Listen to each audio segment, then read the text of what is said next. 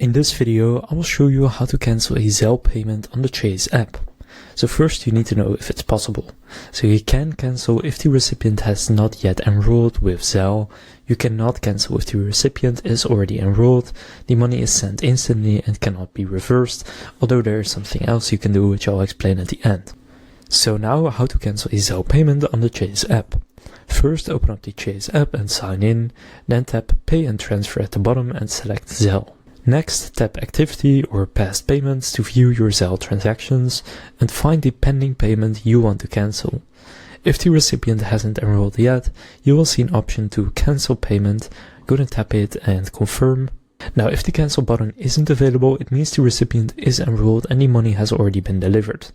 For mistaken payments, you will need to ask the recipient to return the money, or you can contact Chase support for further guidance.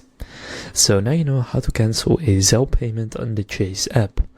If this video was helpful, please consider leaving a like and subscribing to my channel.